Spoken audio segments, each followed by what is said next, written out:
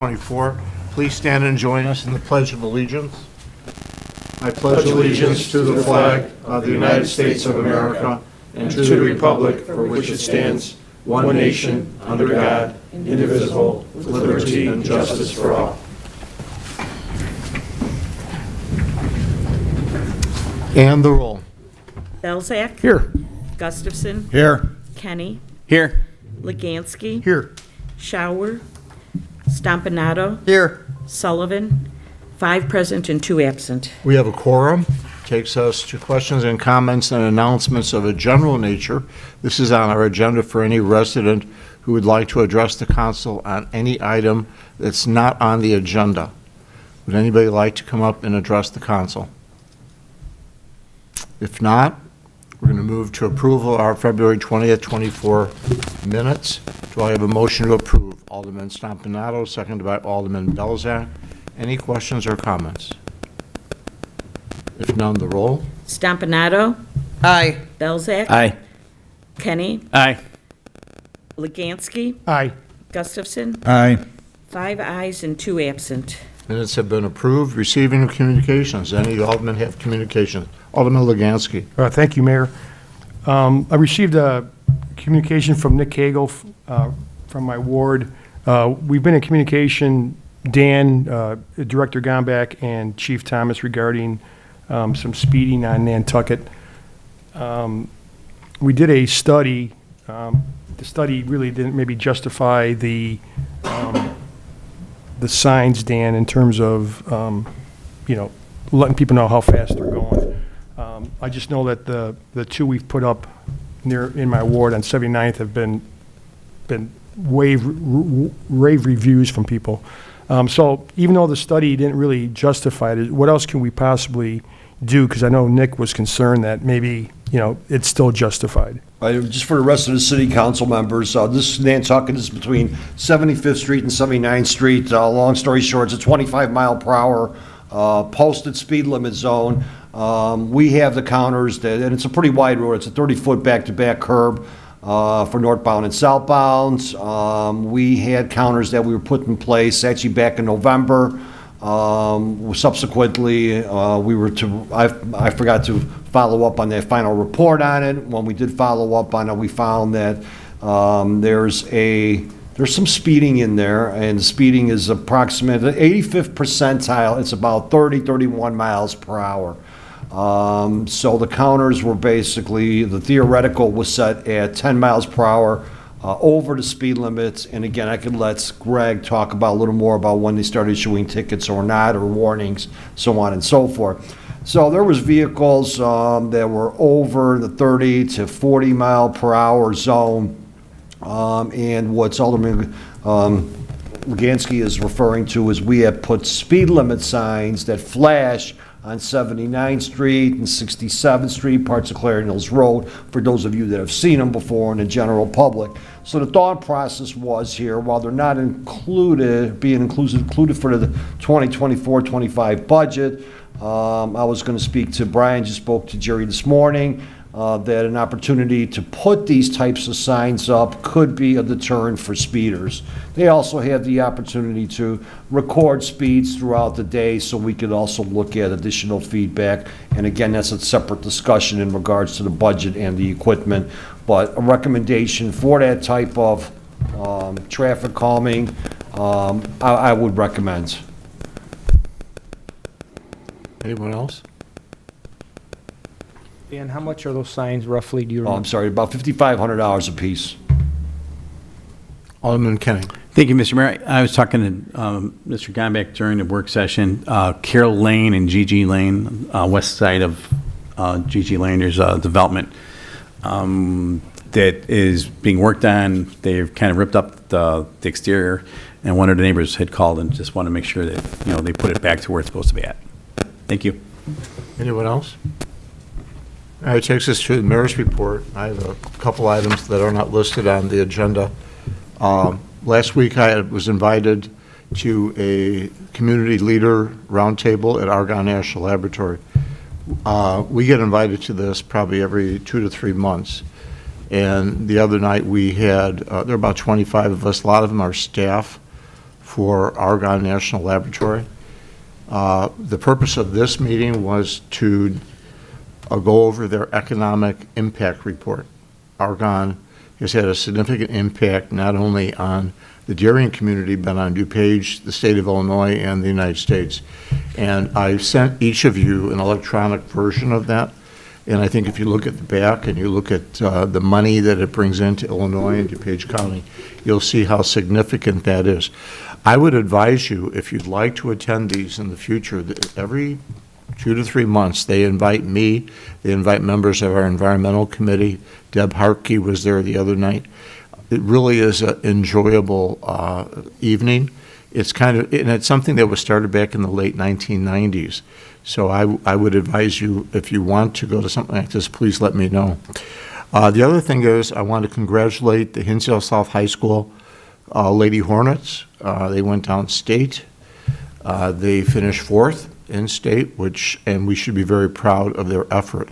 I sent an email to Dr. Patrick Hardy last week asking him if we could have the Lady Hornets appear at our March 18th City Council meeting, and he didn't get back to me right away. And so today I sent him another email, and he got back to me and he informed me that he had been out of town because his mother had passed away.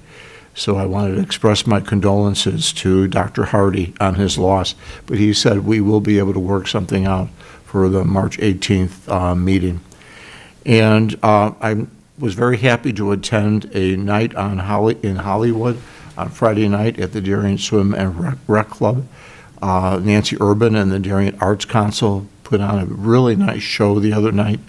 A lot of local talent, a lot of high school kids, a lot of people from Hinsdale South High School singing. We had a packed house. It was really well attended. We had raffles, great food. And I'm really happy because the Darien Arts Council 5 years ago really had no home, had no place to go. And now they're putting on productions and they're holding events. And I'm just really proud of Nancy Urban and her group. So I think they've got a play coming up in June called Nonsense. And I think they still want Alderman Kennedy to participate in that. So we'll see. Got to give me some time to practice. I was on a work trip. I came back late Wednesday night. Came into I saw load that years Thursday, ago at so the there's Forum. no way I was doing it. Candlelight Forum, nonsense. Wow. The last thing I'm going to mention is, as many of you know, we have the Citizen of the Year banquet this Friday for Val Kasich. In conjunction with the event, we are having a food drive. And that food drive is, we're collecting food items upstairs in the lobby. We'll be collecting, hopefully, food items Friday night, and we'll even go beyond the Friday night in terms of collecting food items. And we'll be bringing all those food items over to the Our Lady of Mount Carmel Food Pantry. So if you're attending Friday night, pack up a bag of groceries, take a look at the list of things that they need, and come on in with your bag of groceries Friday night as well. And that's my mayor's report. City Clerk? No report this evening, thank you. City Administrator? Thank you, Mayor. You had asked me to briefly review 2 of the consent items that are the bond abatements. Those are, we discussed during the budget, those were general obligation bonds that were issued in 2012, 2018. Because of our home rule status, we were able to issue the general obligation bonds, which provides a much better rate than a revenue bond, which is a different kind of bond. So while those run the property tax every year, we do have sufficient revenue in the water fund to meet the principal and interest on those 2 payments. So like we have done, at least every year I've been here, we have these 2 property tax levies are to be abated, and then we file those with the county, and then the county just removes those from the tax bills you get, so the taxpayer will not see that. Thanks, Brian. Mayor. It takes us to department head information and questions. Tonight, Chief Thomas has his 2023 annual report. Greg? Thank you, Mayor. Evening, Mayor and Alderman, and anybody else paying attention. Yes, it's the 2023 in review. We'll talk about how the officers and support staff did their part in making the city of Darien a nice place to live. Generally, when talking police work, there's three major areas: crime, crashes, and other concerns. So we'll talk about that. Additionally, the public are interested in where their tax dollars are going, and talk about tax dollars being spent to combat crime, reduce crashes, and minimize concerns.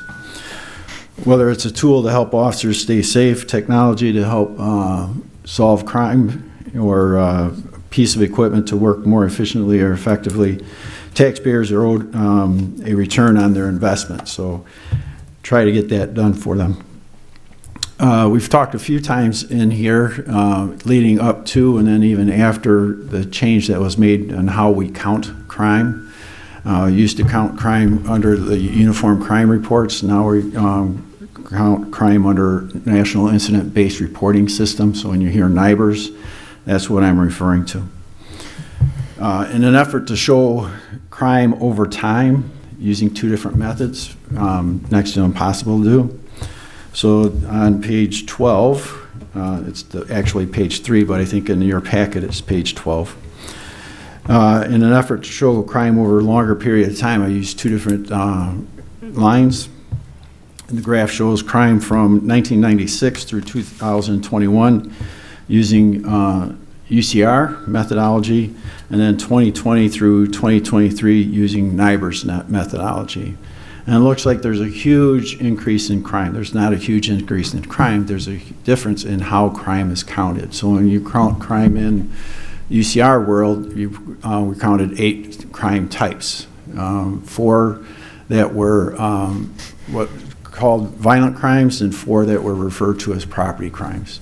Now we're talking, and we count all crime. And so that's why it's significantly different.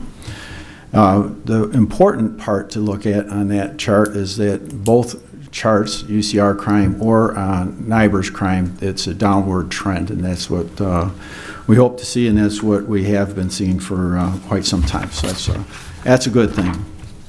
Then I'd pull your attention over to page 14 where we're talking about crashes. And there's different ways, different methods, and when you try to count something, you have to give some type of value to it. So how we count crashes and driver safety is through the amount of crashes on public roadways, and it's relatively flat. There's 2 less crashes in 2023 than there was in 2022. Next, we'll talk about citations and the type of work that the officers are doing in order to reduce those accidents or maintain that level of accidents. And officers wrote over 3,800 traffic tickets for rules of the road violation. The rules of the road violations are those that cause accidents. You know, so your lane violation, your failure to yield violations, stop sign violations, and the like. And so they're out there doing very well at knocking those violations and making the stops and trying to reduce accidents and improve drivers' safety. Concerns, it's on page 16, and when you have an opportunity, somebody calls in, we were just talking about one earlier with gentleman Cagle, those are put into a piece of software that we use for directed patrol. And then the officers are responsible to look at that directed patrol sheet every day before they go out on patrol and hit those directed patrols in their patrol beat. And so then they document that on that directed patrol form, and then that's what you see here. It talks about the location, the type of incident that they're directed towards, you know, speeding most of them, and then what happened there, how many observations they made, for how long, how many tickets were written there. Calls for service, and we're on page 18. And so we break down calls for service in 2 ways. One is citizen generated, so if a person calls 911 or a 10-digit dial, that's what we consider citizen generated. The other is officer initiated, so an officer calls in a traffic stop or calls in anything via his radio, something that he or she has observed, then that's an officer initiated call. So on citizen generated calls, there were 6,700 of those type of calls. And you can see that the most type of call was crime, but when you look at the big picture, there's a lot more stuff that goes on than just calls for service for crime. Most calls, in fact, have little to do with crime. You had to deal with 78 times we went to mental health incidents, 121 citizen assists, 578 suspicion calls, and 332 well-being checks. So there's just a number of things that we respond to. That citizens give us a call, want checked out, we go there and give them assistance where we can. Proactively, officers initiated over 7,300 calls for service. And again, that's their initiation in order to try to reduce crime, reduce concerns, reduce crashes, whatever, the work that they're trying to do.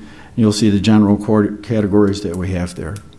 One that I might point out is preventative patrols. Looks like they've taken a huge decrease. They have not. We just don't call those in. So, for example, there were 1,311 house watches alone, and none of those were created as a ticket. The officers just go out there and perform that job without calling into the DUCOM and creating a ticket and having that answered. In order to be on this graph, they have to call that in. So the work is still being done, just doesn't go on this sheet. So that they're not tied up on justifying their work, they're just doing their work. Much more important. So let's turn to operations and administration and how we're able to help the officers, give them the resources that they need and reduce any kind of barriers and those type of things. So we did a lot of community engagement. You'll see on page 19 of the packet, and I think it's page 21 of the report. Officers committed hundreds of hours engaging the community, and in fact, many of you were present for those as well. St. Baldrick's, a fundraiser for children's pediatric cancer, raised several thousands of dollars. Cops on Top, fundraiser for Special Olympics, raised over $3,500. Safety Village, it's an educational program. Saw officers teach 5 classes of varying age students on how to be safer in the community. National Night Out, a number of you are there. It's a chance for the public to interact with each other and the police.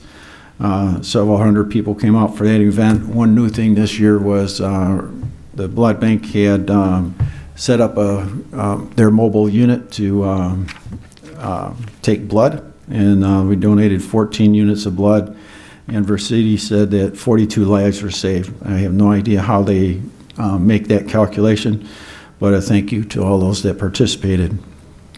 Coffee with a Cop, only 10 people came out to have a conversation with us. It was a nice event regardless. Faith in Blue, that was a new program this year, and had very good participation. Movember, a fundraising event for prostate and testicular cancer, earned over $1,000. Shop with a Hero, we along with Darien Woodridge Fire Department shop with kids from the community for Christmas presents. This year we had 23 children who were able to spend $140 each on buying presents for themselves, and then we also have them buy presents for their parents. Blessing Tree was a new event as well, and it saw officers participating, delivering presents to several needing families. So under each one of those things, instead of taking up a lot of time saying thank you, I just take thank you to a lot of different people that had an opportunity to help us with these different events, whether they donated space, personnel, money to these causes. They are listed in that report, and so it's very appreciated, all the work that was done. Turning ourselves to discipline, it's important to see that reduction in crime and reduction in crashes and resolving people's problems and those type of things, but that has to be done with a high ethics and character, and I think we do that. Officers handled over 14,000 calls for service, thousands of traffic stops, 440 arrests, and we had 9 citizen-generated complaints. Out of those 9 citizen-generated complaints, 1 was exonerated, 5 were unfounded, 2 were sustained. Sustained means that they violated policy in some manner, and they were given a written reprimand or shift-level counseling in order to correct that behavior.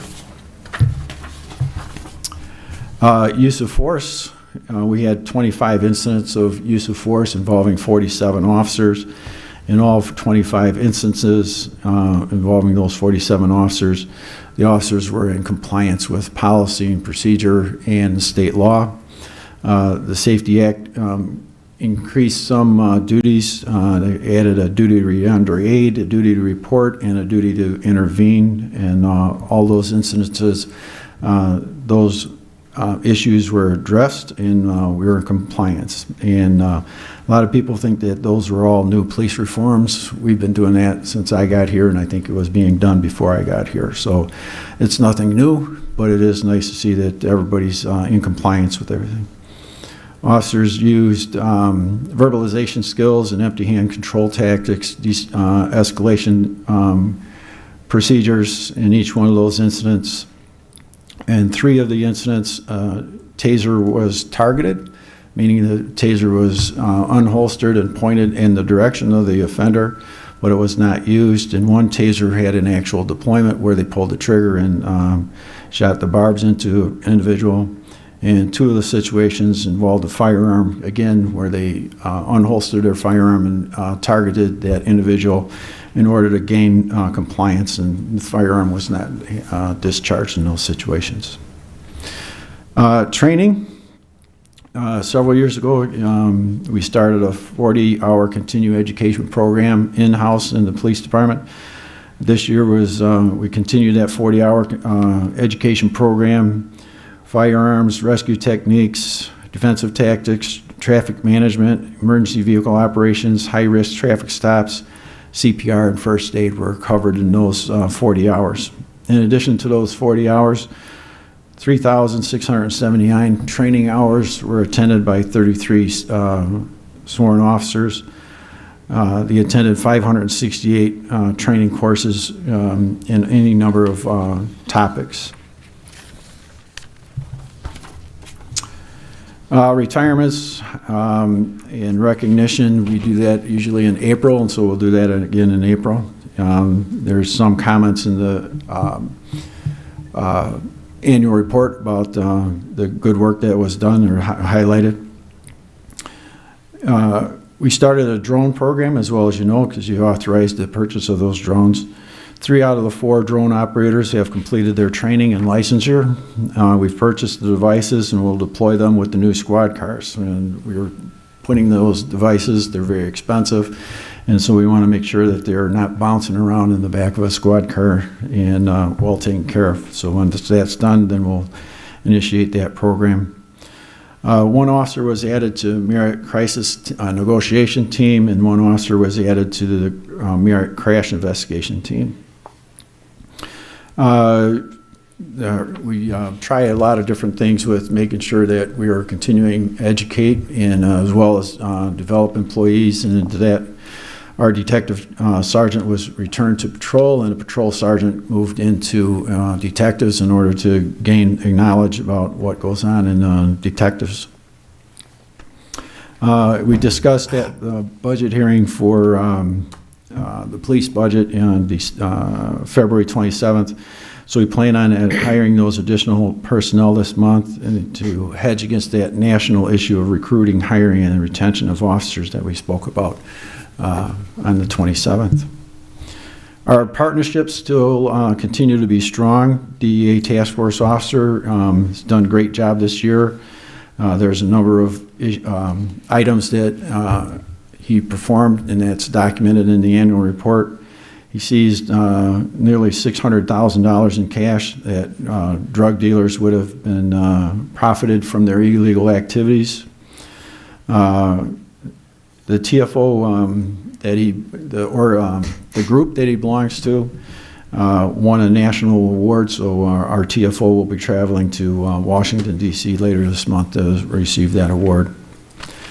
We discussed our calls for service earlier. DUCOM, our 911 dispatch center, continues to be a great partner in handling all those calls for us. DUMEG, the DuPage County group that takes care of drugs and stuff in DuPage County, conducted 333 investigations with 188 arrests, 92 weapons seized, and numerous drug varieties were taken. Those drugs had a street value of about $16 million. None of those operations were in Darien, but obviously they're very close by, and it's great to see that DUMEG is taking care of that issue. We talked earlier about our partnership with the Metropolitan Emergency Response and Investigations Team, Merit, and what they're doing. And it's one of those things that it's a must-have. Must-have the SWAT team, must-have a K-9 team, must-have those different resources. But then we pray that we never have to use them. And fortunately, we only had to use Merit on one occasion in 2023, and that was their traffic crash investigation team and their drone team responded to help out with a serious crash. We continue our partnership with the Children's Center to handle cases involving juvenile victims. Thankfully, there again, we have very few referrals to that organization. Our organization stays the same with patrol, detectives, a school resource officer, and the TFO that we've talked about already. Some other opportunities for special assignments, K-9 juvenile and evidence. Talk about the K-9 unit had 53 calls for service, 15 were generated within Darien, 13 to assist federal agencies, 3 to assist state agencies, and 32 other local agencies. And then again, that annual report is the breakdown of what the dog was able to sniff out.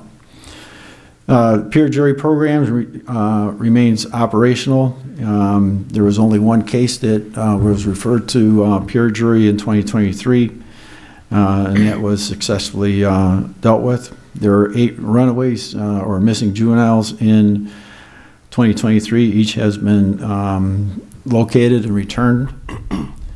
Annual audit of evidence was conducted. This year we had an outside agency ensure the validity of our procedures and making sure everything that we're supposed to have, we have, and everything that we're not supposed to have, we don't have.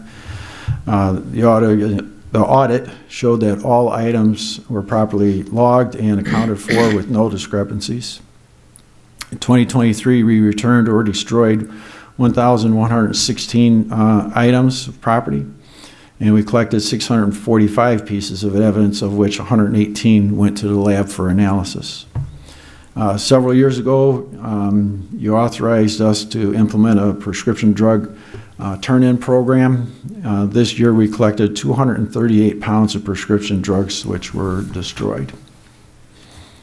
We continue to make improvements to the building and equipment and the fleet. Axon tasers were purchased in an attempt to make sure that officers were safe and there's minimal or no injuries to anybody that were taken into custody. Those were purchased through equitable sharing funds, the TFO money. Body-worn cameras were purchased with equitable sharing funds as well, saving some significant tax dollars. Body-worn cameras were mandated by 2025, and we have them implemented, so we're ahead of the schedule there. Additionally, with the body-worn cameras comes a piece of software called evidence.com, so all of our digital evidence is maintained that way, so it's a great place to have that. We already talked about drones. Those drones were purchased through equitable sharing funds. Purchased 10 automated external defibrillators, AEDs, and each year we come and we talk about those actions that officers taken where they've used an AED to save a life. In fact, this year, Dan has placed AEDs in many of his public works vehicles. So hopefully that'll work out well. And Last, we purchased a fingerprint scanner. It's portable, so the officers can fingerprint people on the street, take care, be able to do as police reform and try to get those lower level offenders released on the scene. And so we're able to take their fingerprint on the street, and we're also be able to make sure that that's done, and we can verify identity on the street as well. So it's a 20-some page report, a lot of information in there. So if you have any questions, I'll entertain those now. Yeah, I have one, Chief. Sure. With calls for service on medical, it said it was up like 22.8% year over year.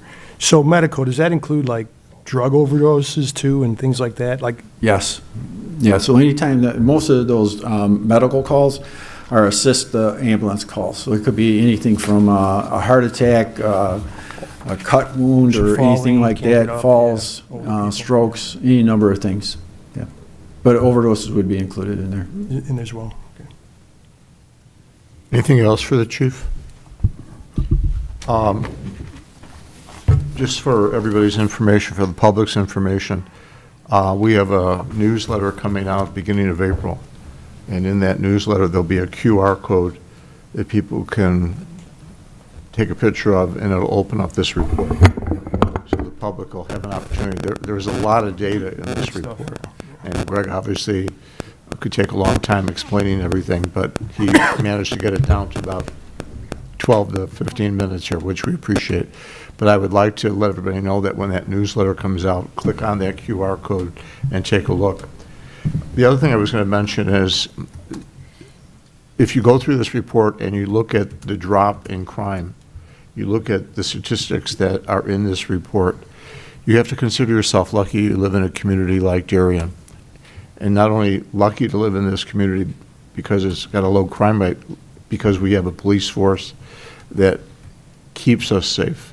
I think the men and women of the Darien Police Department need to be commended on the efforts that they make to keep the city of Darien residents safe, and to Chief Thomas and Deputy Chief Jason Norton for their leadership in terms of setting a role model for ethical and moral behavior that our officers follow. So congratulations, Chief, and to the police department on this report. Police work is difficult. It's not a job I'd want. You guys do an excellent job, and the people of the city should be very proud of their police department. Thank you. I'll take that back to the officers. All right, that takes us, any questions for Mr. Gombeck? Dan? Just one little piece of information. Recently, Tom and Tina's Deli has opened up at 8133 Cass. They specialize in Italian subs, some panini, salads, soup. So again, I'd like to welcome them. So let's make sure we get out there and pay them a visit. Thank you. Thank you, Dan. Takes us to Treasurer's Report. Mike? Thank you, Mayor. This evening, I'm requesting council's approval of warrant number 232421 in the amount of $81,349.74 from the listed funds. Payroll for the period ended February 22nd in the amount of $283,110.87 for a total to be approved of $364,460.61. Motion to approve. Alderman Kenny, seconded by Alderman Legansky. Any questions or comments? None, the roll. Kenny? Aye. Legansky? Aye. Belzak? Aye. Stompanato? Aye. Gustafson? Aye. 5 ayes and 2 absent. Warrant's been approved. Standing committee reports. Any of the Alderman chairmen have reports. Alderman Belzak. Thank you, Mr. Mayor. The next Municipal Services Committee meeting will be on Monday, March the 25th at 6 p.m. in council chambers. Thank you. Alderman Kenny. Thank you, Mr. Mayor. The next police committee meeting will be held on Monday, March 18th, 6 p.m. in the police training room, pending agenda items. Thank you. Anything on admin finance, Brian? It's, I don't have anything. Okay. the next scheduled meeting is April 1st April at 1st. 6 p.m. Thank you. Questions and comments, agenda related? Anybody in the audience have any questions regarding those items on our agenda? If not, we move on to old business. There being none, we move on to consent agenda. I must mention that the first item under the consent agenda, consideration motion to approve a resolution approving the City of Darien zoning map, has been withdrawn from our agenda. We are going to be taking some action in terms of, what do you call it, Jan? Invalidating the, dropping? or Basically revoking a special use. Okay. So we'll be voting on this in April 1st will be, we have to give due notice for the actual public hearing on that subject, and April 1st, we'll have this back on the agenda as well. Thank you very much. So I'll start out with item B, consideration of motion to approve an ordinance approving a final plat of subdivision and granting a special use and variations from the Darien zoning ordinance for Indivestia Darien LLC, 7409 Cass Avenue. Item C, consideration of a motion to approve a resolution authorizing the mayor to execute a contract for the 2024 landscape maintenance services within the 75th Street right-of-way, clock tower, and 8 entranceway planting beds in an amount not to exceed $38,200 between the City of Darien and J.C. Landscaping and Tree Services. Item D, consideration of a motion to authorize a contingency with J.C. Landscaping and Tree Services in an amount of $5,500 for replacement of plant materials and plant enhancements for the 2024 landscape maintenance services pending budget approval. Item E, consideration of motion to approve a resolution authorizing the mayor to enter into a contract with Brothers Asphalt Paving Incorporated for the 2024 street program as per the following schedule of pricing pending 2024 budget approval. Base bid $1,807,793.12. Alternate 1, patching $90,000 for a total cost of $1,897,793.12.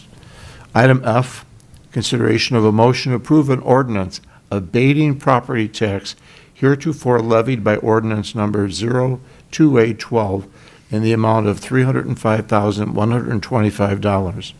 And item G, consideration of a motion to approve an ordinance abating property tax heretofore levied by ordinance 0-11-18 in the amount of $387,700. Motion to approve. Alderman Belzak, second by Alderman Stompanato, and the roll. Belzak. Aye. Stompanato. Aye. Legansky. Aye. Gustafson. Aye. Kenny. Aye. 5 ayes and 2 absent. Our consent agenda has been approved. Takes us to new business. There being none, we move to questions, comments, and announcements of a general nature. Anybody have anything they'd like to share with the council? I think I'd like to mention that this coming Friday is our Citizen of the Year banquet at Alpine.